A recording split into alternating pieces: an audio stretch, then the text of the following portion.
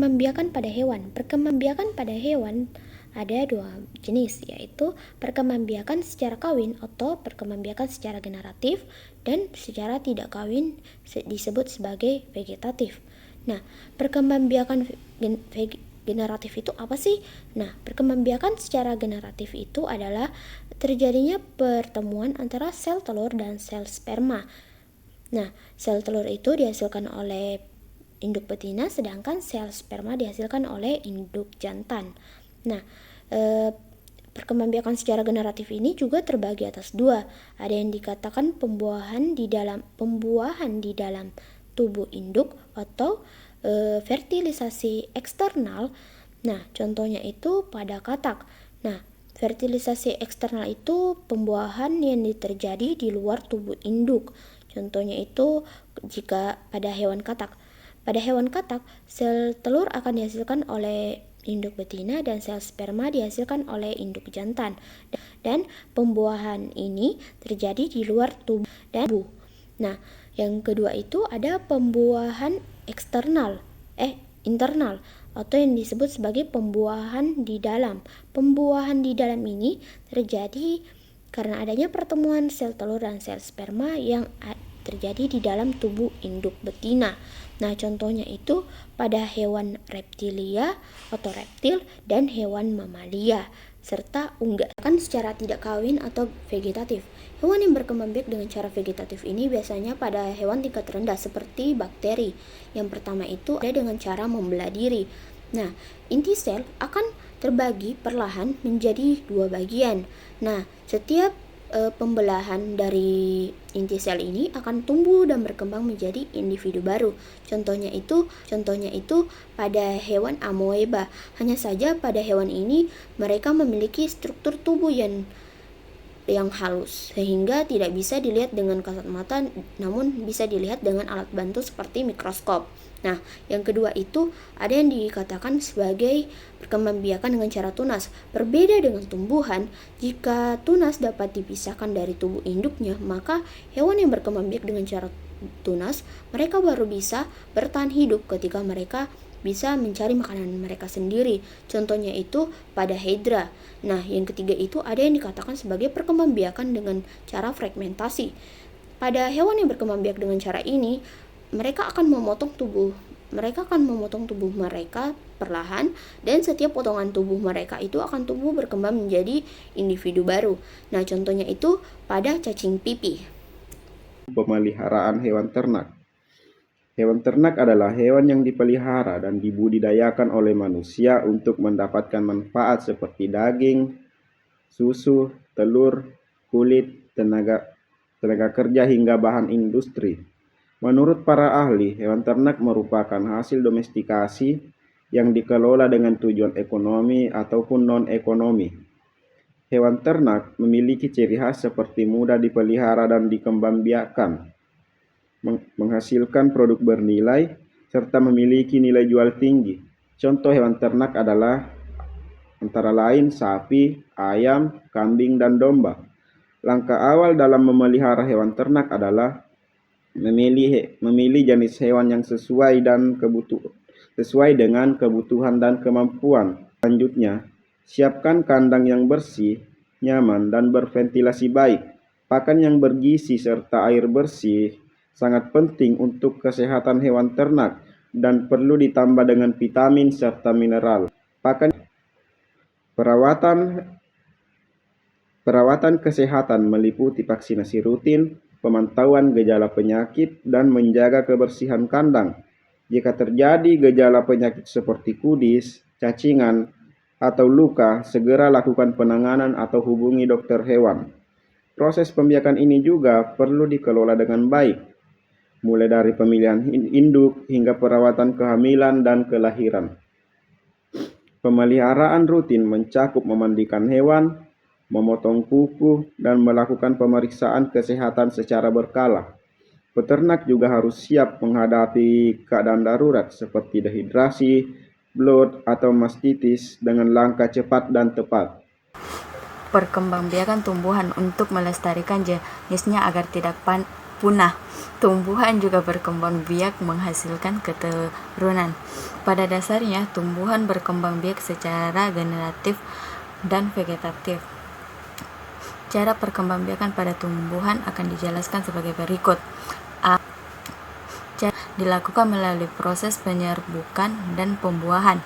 Penyerbukan adalah peristiwa jatuhnya serbuk sari di atas kepala putik. Pembuahan adalah proses meleburnya sel sperma dan sel telur. Perkembangbiakan secara generatif pada tumbuhan terjadi pada bunga dan biji. Perkembangbiakan tumbuhan secara generatif yaitu bagian-bagian bunga: 1. Tangkai bunga, 2. Kelopak bunga, 3. Mahkota bunga, 4. Benang sari, 5. Putik, 6. Biji. Biji yang ditanam akan menghasilkan calon tumbuhan baru. Tumbuhan monokotil. Calon tumbuhan baru. Tumbuhan monokotil adalah tumbuhan yang memiliki biji tunggal atau tidak terbelah. Contohnya, tumbuhan monokotil adalah jagung, bambu padi, kangkung, rumput teki, kelapa, kunyit, jahe, anggrek, pisang, dan nanas. Sedangkan tumbuhan yang masuk dalam kelompok dikotil yaitu mangga, pepaya, cempeda, sirih belimbing, tanaman karet, pohon jarak, tumbuhan kacang-kacangan, cabai, hingga tomat. Tumbuhan dikotil didefinisikan sebagai tumbuhan yang memiliki biji berkeping dua. Contohnya, biji terdiri atas bagian-bagian di bawah ini, yaitu 1. Kulit biji, 2. Keping biji, 3. Lembaga, 4. Daging biji. Penyerbukan dan pembuahan. Proses penyerbukan akan terjadi apabila serbuk sari jatuh di atas kepala putik. Penyerbukan dapat terjadi karena bantuan angin, air, sinar matahari, hewan, ataupun manusia. Vegetatif buatan adalah cara perkembangbiakan yang dilakukan dengan bantuan manusia. Tujuannya adalah untuk memperbanyak tanaman secara cepat dan mempertahankan sifat unggul tanaman tersebut, di mana metode yang sering digunakan antara lain adalah stik, yaitu menanam potongan batang atau daun seperti pada singkong dan bunga mawar. Ada juga cangkok yang dilakukan dengan mengelupas kulit batang, kemudian membungkusnya dengan tanah dan menunggu akarnya tumbuh, seperti pada pohon mangga dan juga pohon jambu. Nah, ada juga metode okulasi atau menempel yang digunakan pada tanaman seperti jeruk dan durian, dengan menempelkan tunas dari satu tanaman ke tanaman yang lain.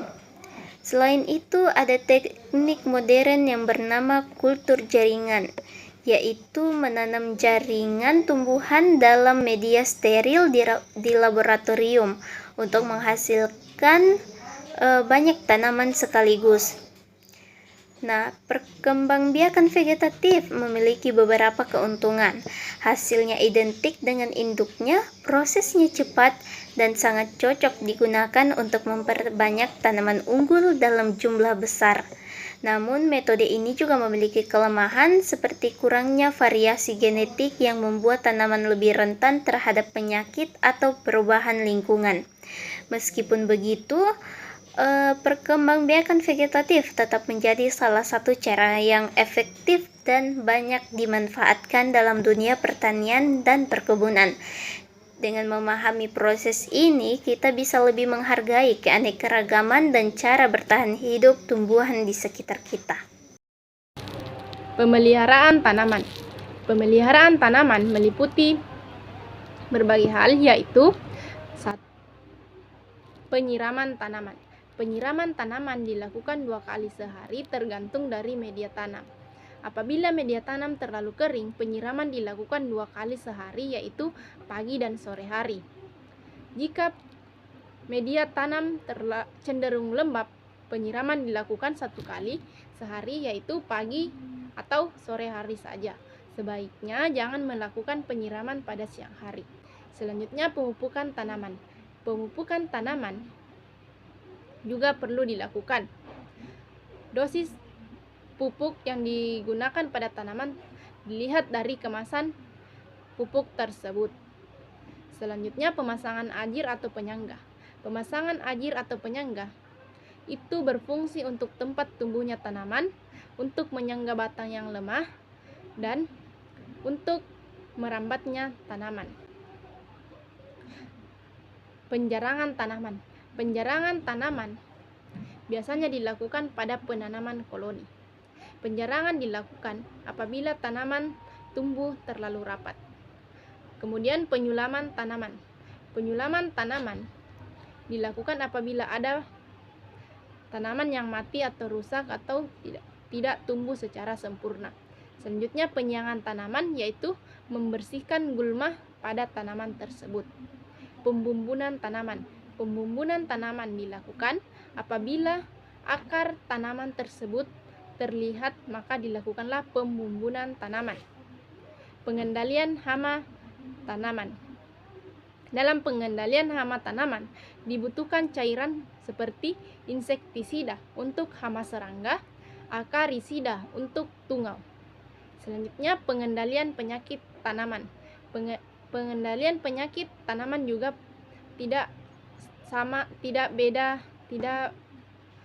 kalah jauh dengan pengendalian untuk hama. Adapun cairan yang disemprotkan pada pengendalian penyakit tanaman yaitu penyemprotan fungisida.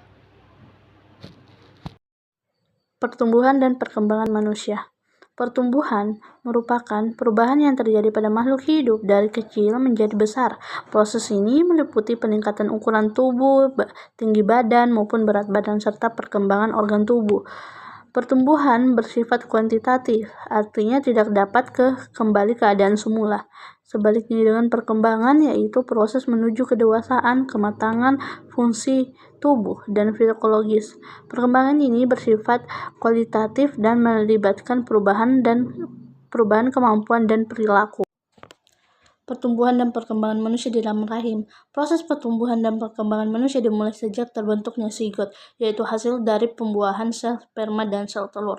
Proses pembuahan ini terjadi di dalam rahim reproduksi seorang wanita. Setelah pembuahan, zigot akan membelah menjadi embrio dan menempel pada dinding rahim dalam waktu kurang lebih 120 jam. Pertumbuhan dalam rahim berlangsung selama kurang lebih 38 minggu atau 9 bulan. Masa ini disebut dengan masa kehamilan. Embrio kemudian berkembang menjadi janin dan mengalami berbagai fase perkembangan hingga siap untuk melahirkan. Pertumbuhan dan perkembangan manusia di luar rahim. Yang pertama itu bayi. Bayi mengalami pertumbuhan yang sangat pesat pada tahun pertama. Mereka sangat bergantung pada orang tua untuk memperoleh makanan, perlindungan, dan perhatian. Meskipun demikian, bayi mulai menunjukkan perkembangannya sebagai berbagai, yaitu tersenyum, berguling, duduk, merangkak, dan akhirnya berjalan. Yang kedua itu anak-anak. Pada masa usia anak-anak sekitar 8 tahun, anak-anak sudah mulai mampu berjalan, berlari, menyanyi, membaca, menulis, dan berinteraksi sosial. Berat dan tinggi badan terus bertambah secara konsisten. Yang ketiga, remaja. Pada masa remaja ditandai dengan pubertas, yaitu masa ketika terjadinya pertumbuhan fisik yang sangat pesat dan munculnya ciri-ciri seksual sekunder. Umumnya pubertas terjadi pada masa usia 11 tahun pada perempuan dan untuk laki-laki 13 tahun. Pada tahap ini, remaja mulai mengalami perubahan emosional, fisik, dan serta perkembangan kemampuan berpikir. Pada masa dewasa, setelah pubertas, seorang memasuki masa dewasa. Pada tahap ini, tubuh mencapai bentuk stabil. Orang dewasa lebih mandiri dan mampu berpikir secara matang. Pertumbuhan fisik seperti tinggi badan dan umumnya berhenti pada masa berlangsung dari usia 20 hingga sekitar 50 tahun. Pada masa lanjut usia, memasuki usia 40 tahun ke atas, tubuh mulai mengalami proses penuaan. Kulit menjadi keriput, otot melemah, tulang menjadi rapuh, dan rambut mulai memutih. Fungsi organ tubuh menurun secara bertahap hingga akhirnya berhenti.